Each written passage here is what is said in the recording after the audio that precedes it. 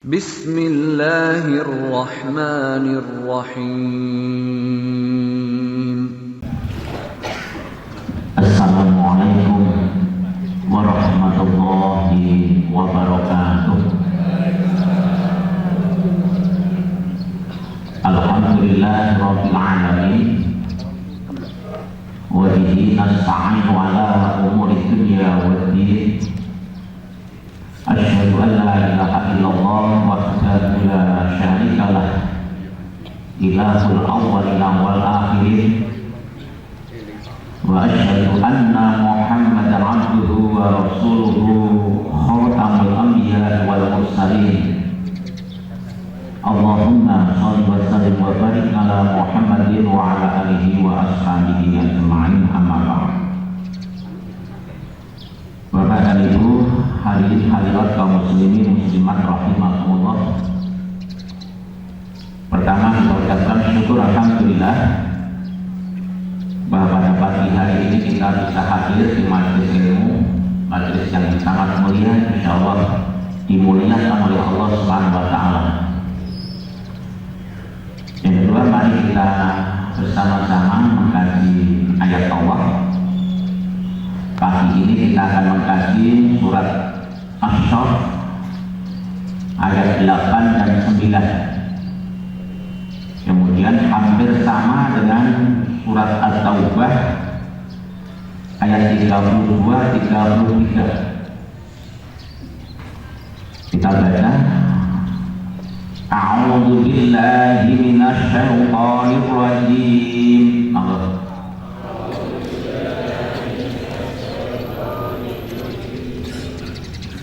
Yuriduna liyutfi'u nurallahi bi afwahihim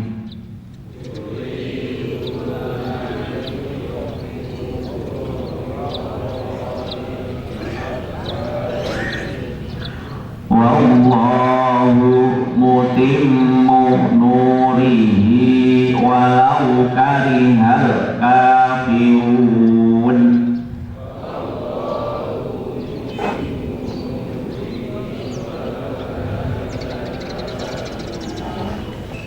Huwallazi arsala rasulahu bil huda wa dinil haqqi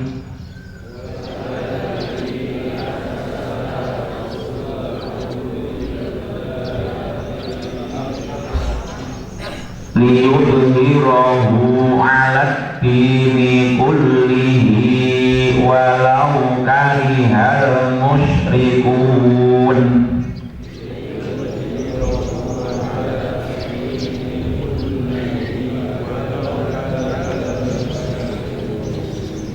Surat At-Taubah hampir sama. Yuriduna ayyutfi'u nurallahi bi afwahihim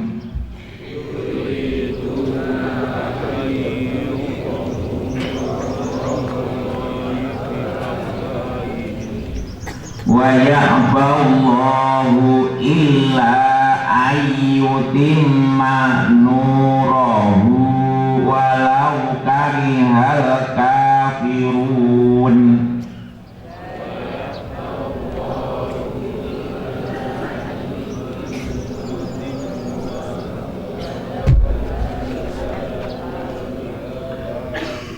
Wallazi arsala rasulahu bil huda wa dinil haqqi liyudhhirahu 'alad dini kullihi walau karihal musyrikun.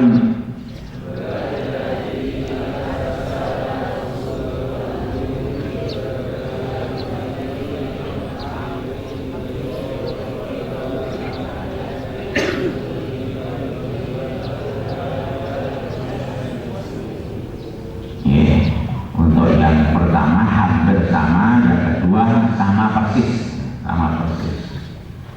Kita renungkan artinya mereka mereka itu orang kafir, orang munafik, orang musyrik, orang Yahudi dan Nasrani, ingin memadamkan cahaya Allah dengan mulut atau tipu daya mereka.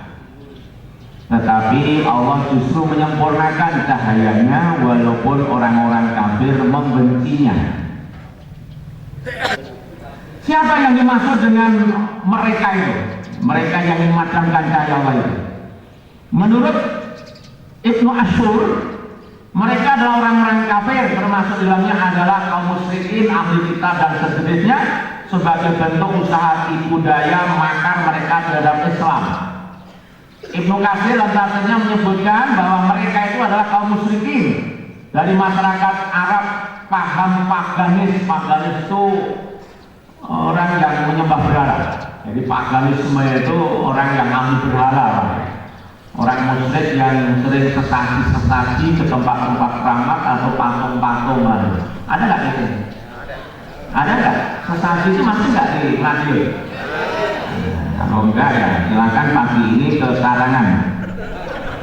Ada kegiatan larungan ya. Rame bupatinya datang. Sebab tadi malam saya melaksana sampai desa. Nah, hari ini ada larungan anak-anak dan cucu saya bawa ke sini kok tidak ketularan larungan doang. Ketularan larungan. Ini ternyata masih melekat ya di masyarakat Sarangan yang lain. Nah, budaya-budaya pantai kan, namanya keyakinannya salah. Keyakinannya itu apa ya? Yang memberi rezeki itu mesti dari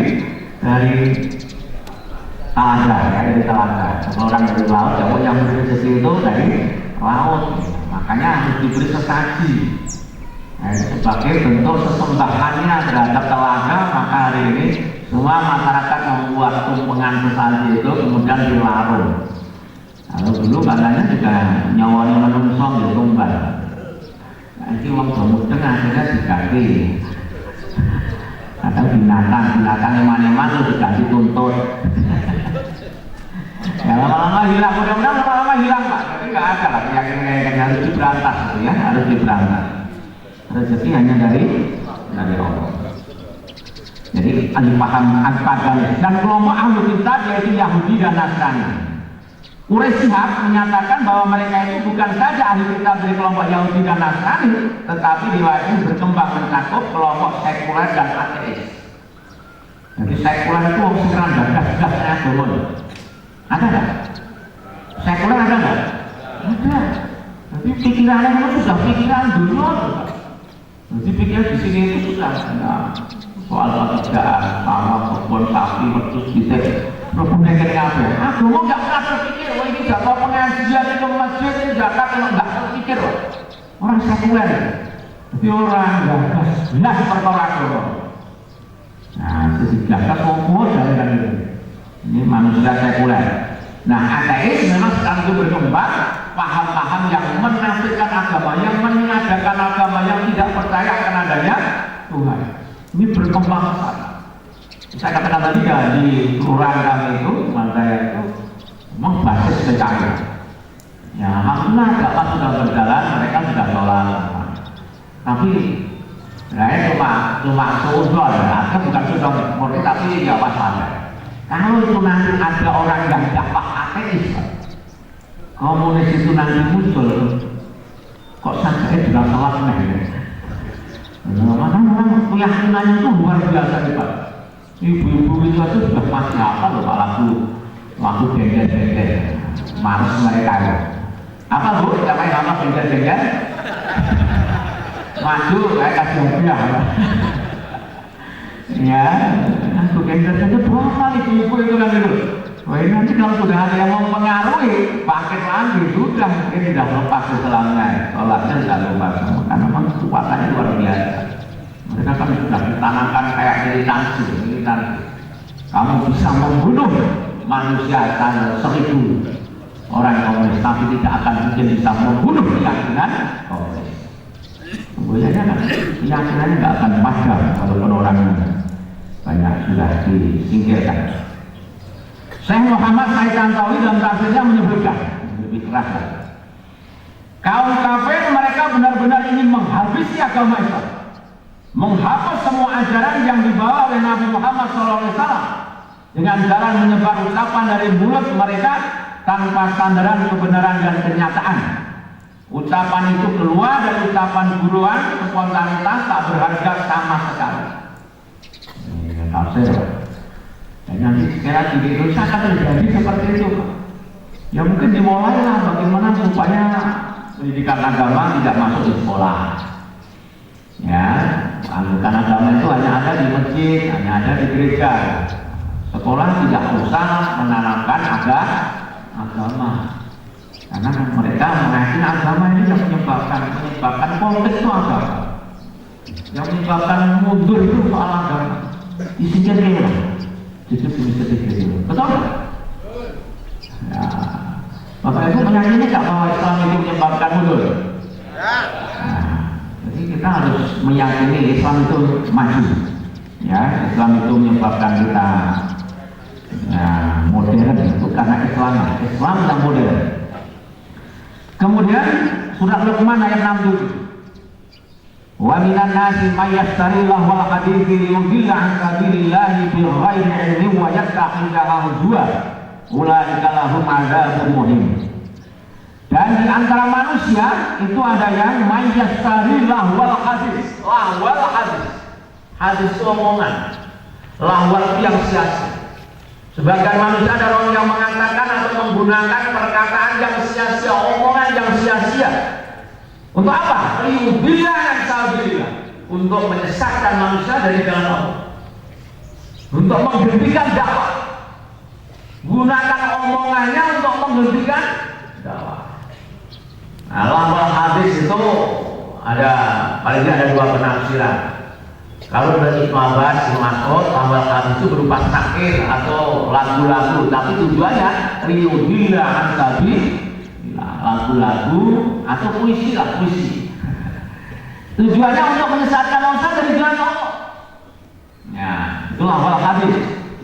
Tapi ada tafsir dari Ad-Doha yang didukung juga banyak para ulama bahwa yang namanya lahwal hadis itu setiap perkataan yang menghalang-halangi ayat Allah dan mencegah untuk mengikuti jalannya, itulah lahwal hadis. Jadi bukan hanya sekedar ucapan saja, tapi termasuk perkataan, perbuatan yang itu memang intinya adalah untuk menghalangi manusia atau orang lain dari jalan Allah. Itulah lahwal hadis. Dan itu waminanas, dan sebagian manusia, sebagian bisa banyak atau sedikit. Ada kelompok orang yang tujuannya gencarkan untuk menghalangi manusia dari jalan Allah. Nah, walaupun nanti berkedok kayak kiai atau ustaz lah. Nah, kalau Bapak Ibu mengikuti medsos itu, ya ada kiai kenal dengan Abu Janda. Nah, namanya siapa itu? Namanya siapa? Abu Janda. Siapa? Ya, Permati Arya, coba deh. Permati Arya. Tapi sudah lihat wajahnya, bukan wajahnya. Ya, dan selingkuh sangka itu kan berkedok, ya, berkedok. Makanya hati-hati dengan propaganda yang punya seperti itu. Ada sok kiai yang fungsinya atau tujuannya itu hanya sekedar apa menjilat sana kemari, cari nama, formalitas, duit itu itu bahaya. Kalau kita ini kadang-kadang menurut saya Bapak Ibu, kita ini sudah sekali terpengaruh oleh orang-orang yang itu kan dianggap orang itu ahli, orang sakral, padahal belum kenal itu. Maka pesan ini penting. Kalau cari kiai ustaz, hati-hatilah. Jangan karena terkenalannya lalu kita undang, kita datangi, kita mintai fatwa dan sebagainya. Padahal belum tahu backgroundnya seperti apa, latar belakang berapa, tidak tahu. Makanya harus selektif juga lah. Ya, kalau saya mengatakan begini ini juga tidak masuk ke dalamnya, ya ustaz juga lah saya. Ya, cari ternyata ustaz yang memang itu betul-betul lah menyampaikan ayat itu apa adanya lah. Jadi bukan mencari pamrih atau popularitas seperti apa lah. Saya menyatakan ini bukan karena cari nama biar dikatakan yang keras, enggak lah. Kalau saya menyampaikan lembut, ya lembut. Ya, kalau mengatai keras ya keras. Ya, jadi Kita tidak ingin, wah ini biar keras nanti enggak. Dikatakan mobile keras juga enggak mau, dikatakan mobile lembut pun juga enggak mau. Katakan saja mobile apa adanya. Apa adanya. Jadi sebagai manusia yang seperti itulah, menggunakan lisannya, mulutnya, omongannya untuk liudil angsabi, tanpa ilmu, bodoh dia. Ya, kalau nggak tahu secara Islam nggak mau ngomong bandingkan antara kada dan kode. Bigonya kan gitu loh. Kalau nggak itu goblok nggak tahu nggak usah ngomong membanding-bandingkan. Orang bandingkan itu karena sudah tahu. Jenengan jangan membandingkan sesuatu yang jenengan nggak tahu. Bubrah gitu. Gimana? Iya, jadi membandingkan itu karena sudah tahu bandingkan. Gitu. Kalau sudah mengatakan aku nggak tahu caranya apa dibandingkan, apalagi suara azan kan gitu. Masa suara azan tadi kalahkan dengan suara itu? Itu apa itu? Nah, dulu kalau ibu-ibu Indonesia katanya, ibu zaman dulu itu kalau mungkin mengantarkan anaknya biar bisa tidur, gitu ya, kemudian menyanyi tidur, untuk menyanyi lagu-lagu yang mengantarkan tidur, atau Nina Bobo, gitu ya. Itu lagu-lagu hidup zaman dulu lah, banyak lah jenisnya gitu. Nah, itu dianggap lebih merdu daripada suara azan itu. Maka nggak ada loh manusia yang tidak terenyuh dengan suara azan, panggilan azan itu. Masuk kalah dengan Menteri Susi yang akhirnya Menteri Susi banyak diungkap itu karena memang benar-benar begitu. Orang makannya Menteri Susi kayak begitu, Bu Susi kayak begitu. Tapi ada keistimewaan Bu Susi itu setiap kali pidato, setiap kali diwawancarai ada azan berhenti. Ada kalau ini juga ya. Ada kadang-kadang kita sendiri mungkin yang agak paham dengan Islam, kita pidato ngobrol ada azan, terus aja kan gitu. Ini kita nggak memuliakan azan, kita harus memuliakan azan itu. Ya, muliakan syariat azan itu penting. Itu panggilan Allah loh Pak, panggilan Allah. Maka jangan diremehkan, panggilan Allah jangan diremehkan. Makanya saya katakan mungkin Umar itu pernah marah, kan? Umar Khattab itu pernah marah. Habis sholat, biasa beliau ngabsen jamaah loh. Si A nggak datang kemana? Ada yang bilang sakit, kamu sakit. Ayo kita jenguk. Nah begitu dijenguk, dekat-dekat pintu, assalamualaikum. Ada jawaban, waalaikumsalam. Siapa? Saya Umar. Begitu mana saya Umar, mereka jendela menuju pintu, bukakan pintu. Umar marah. Umar marah. Loh, katanya sakit. Iya. Kalau sakit nggak bisa ke masjid. Ini Umar loh. Kamu saya panggil dari pintu, bisa lari, bisa membukakan pintu.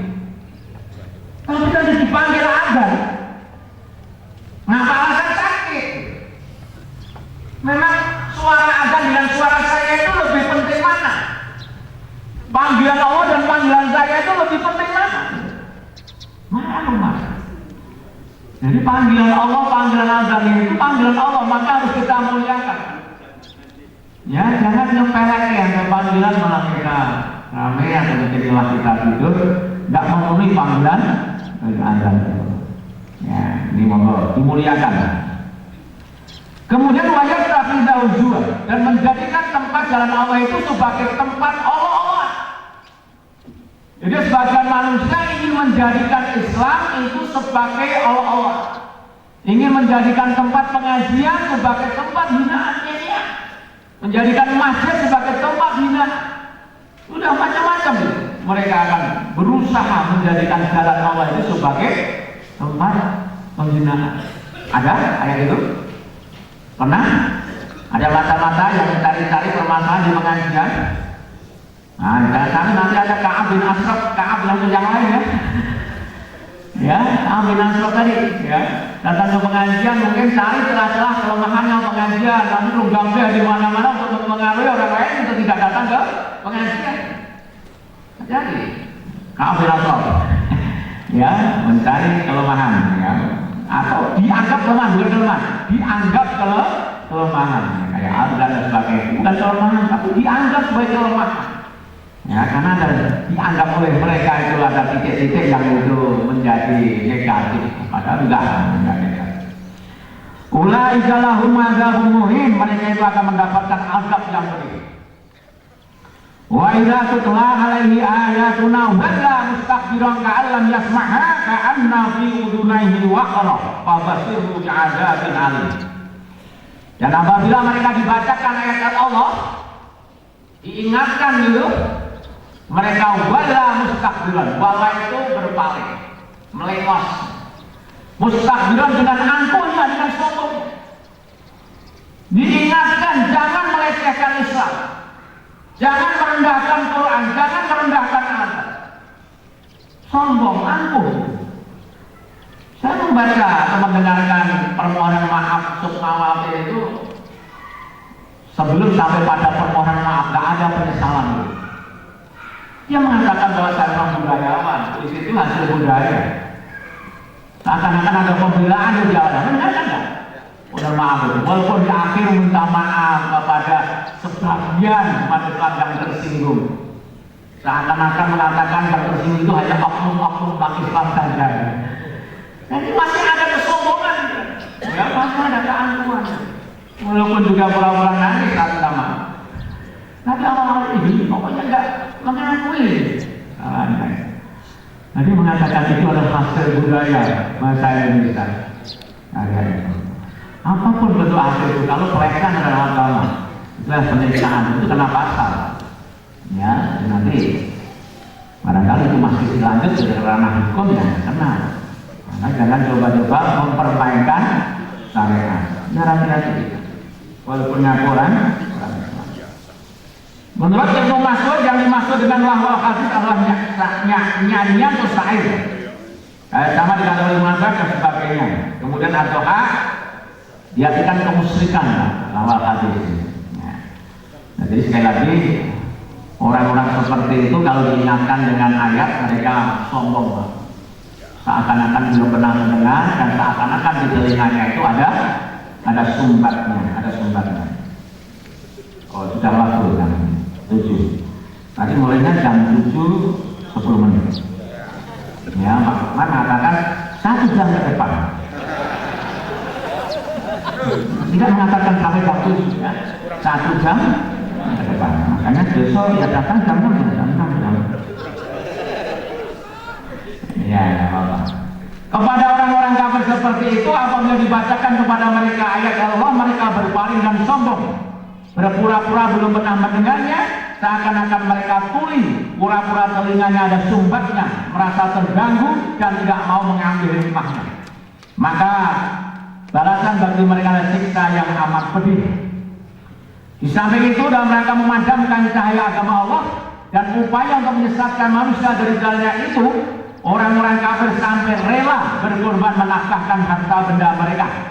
Dan Allah memberitahukan bahwa orang Islam memang telah menjadi sasaran mereka berupa gangguan yang tidak mengenakan atau menyakitkan, bahkan memedihkan. Bisa dibaca dalam surat Al-Anfal 36. Wong kafir direwangi, mengorbankan hartanya untuk memadamkan. Jadi ada orang seperti itu. Orang kampung aja ada. Ini dari sokongan di pengajian, warnanya sama. Ini dulu bukan acara pertunjukan apa, bangunan di rumah ini. Ya, kalau saya enggak.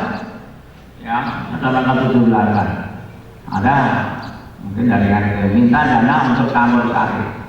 Saya rupiah kata kayak nggak mau. Tapi kalau ngadakan pengajian, biaya itu loh, tak boleh ya. Iya Pak, jadi memang kita harus punya prinsip lah. Kalau itu untuk maksiat, kalau itu untuk sia-sia, nggak usah. Tapi itu untuk kebaikan, ya mau jariah. Apa yang kita sampaikan itu kalau itu memang benar-benar untuk kebaikan, harus tegas, harus tegas. Nah, makanya saya katakan kadang-kadang, ya tegas itu ya benar gitu Pak. Ya, saya punya tanah kebun gitu Pak, itu dibangun pos ronda. Ada pos rondanya. Saya punya prinsip, silahkan saja lah dipakai. Tapi jangan sekali untuk judi atau minuman. Kalau sampai bangunan di kebun saya itu kok judi, saya kena jari dosanya. Tak roboh ya. Nah, kalau untuk posonda, untuk jaga keamanan, untuk kebaikan ya silakan aja, saya dapat jariah pahala kalau cuma tujuannya untuk kebaikan. Nah ini nggak Bapak dulu itu. Harus berani, harus berani. Ya, jangan sampai kita meninggalkan tinggalan asar adalah asar itu sesuatu yang tidak baik. Tidak miring itu. Kemudian ayat surat Al-Imran 186 itu jelas dikatakan, kamu sungguh-sungguh akan diuji terhadap hartamu dan dirimu, dan juga kamu sungguh-sungguh akan mendengar dari orang-orang yang diberi kitab sebelum kamu dan orang-orang yang mempersekutukan Allah, orang yang binatari dan orang musyrik. Apa yang kita dengar? Gangguan yang banyak yang menyakitkan hati. Masa? Jadi kalau orang-orang Yahudi, orang Nasrani, orang musyrik itu kok menyakitkan umat Islam, ini panjang gaweannya. Ya, kalau orang Yahudi kok gawean plesetan ayat, sejak zaman Nabi itu sudah gawe plesetan ayat, Pak. Orang Yahudi nanti. Kata rohina diganti rohina, kata Isa diganti Isa. Itu orang Yahudi, plesetnya ayat. Itu sudah saya sampaikan banyak sejak mungkin pertama atau kedua sudah menyampaikan. Bahaya. Dan sekarang juga banyak orang yang reka-reka itu, Pak. Plesetnya ayat, Pak. Hati-hati balikannya ya, Pak. Nah, kadang-kadang iya anak butuh diplesetnya iya anak butuh. Ini guys, jangan merokok merokoklah kamu ya. Buat kaum marok ini tidak kita merokoklah kamu bersama orang yang merokok. Apa yang macam? Misalnya antara dongannya kan. Ya, as-shalatu khairum minan naum, salat kamu nikah nom.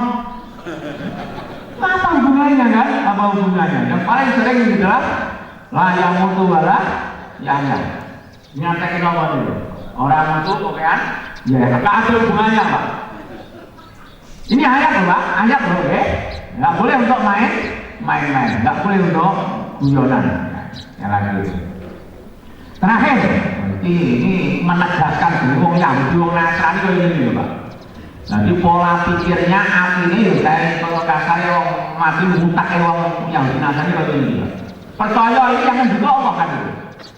Kayak orang-orang yang beriman, janganlah kamu ambil menjadi teman kepercayaanmu orang-orang di luar kalanganmu, karena mereka tidak henti-hentinya menimbulkan kemadharatan bagimu. Jadi mereka itu tidak henti-hentinya akan mencelakakan kamu. Percaya betul? Percaya. Jadi mereka kesalahannya lalu semua. Nah aslinya ujung-ujung ingin mencelakakan kita, kita. Dan mereka menyukai apa yang menyusahkan kamu. Percaya betul? Jadi mereka orang-orang Yahudi Nasrani itu akan senang bila kita itu susah. Ya namanya di berpadu, berkonflik, citra, apa-apa. Belum Islam. Jadi dengan juga mereka itu simpati dengan kita.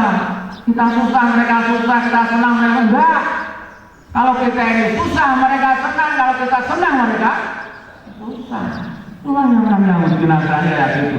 Katakanlah seperti itu berapa percaya. Telah nyata kebencian dari mulut mereka. Saya ngomong tetap kebencian mereka itu coba mulut mereka. Dan apa yang disembunyikan oleh hati mereka adalah lebih besar lagi. Tapi akhirnya kebenciannya sudah tidak dulu, Pak. Dalam masa-masa mungkin dia sebagai minoritas pun juga ada kebencian. Ngomongnya kalau sudah mereka punya power, punya kekuasaan, apalagi mayoritas. Kebenciannya bukan hanya di hatinya, yang bencangkemnya juga bencangkemnya. Bencinya dengan umat Islam. Tidak berani dibuka dada lah itu. Wes belak-belakan, ya belak-belakan. Islam harus disingkirkan, berani mengatakan begitu. Nah, makanya semakin hati-hati dan kita semakin siap. Kalau pasang kuda-kuda, kita ya pasang kuda-kuda. Waduh deg-degan itu ya. Nah, maka rapatkan barisan, jamaah masjid kita makmurkan, pengajian kita makmurkan. Ini kesiapan kita. Dengan sampai kita ini diremehkan oleh orang-orang kafir yang itu. Ngomongnya gini. Ini orang Islam yang masjid itu orang tegas kok, yang mengajar itu. Ini dalil itu ada perang lawan yang dirangakan ini apa nganggo apa?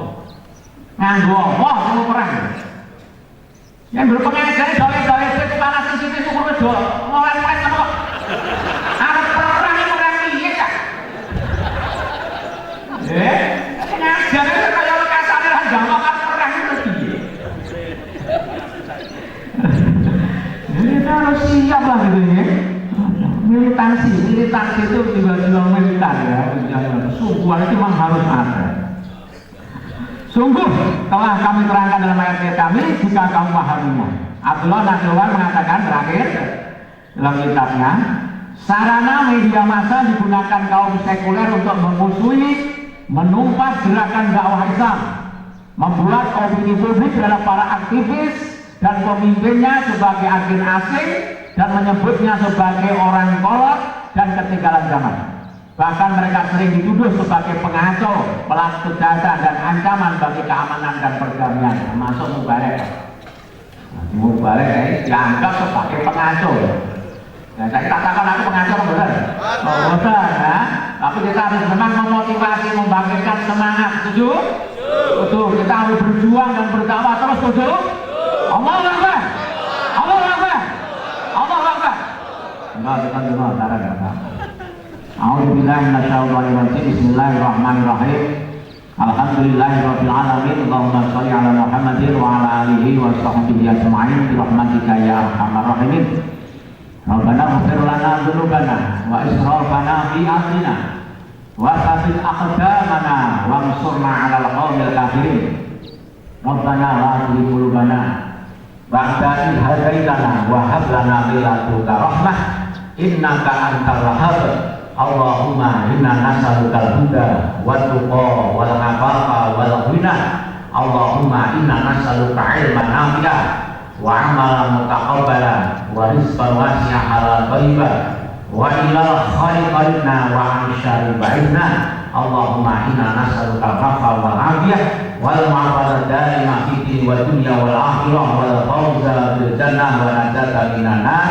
Rabbana atina fid dunya hasanah wa fil akhirati hasanah wa qina adzabannar. Wa sallallahu ala khairil Muhammadin wa ala alihi wa sahbihi wa baraka wa salam. Subhana rabbika rabbil izzati amma yasifun wa salamun ala mursalin alhamdulillahi rabbil alamin. Nah, kadang Bapak Ibu ingkang kolaborasi buat moderator ingkang bertanani nyuwun pangapunten lan insyaallah menawi wonten wekdal kok biyen dipun paring datang nggih. Tapi nanti wonten pertemuan ingkang bareng-bareng. Nyuwun pangapunten billahi taufiq wal hidayah. Assalamualaikum warahmatullahi wabarakatuh.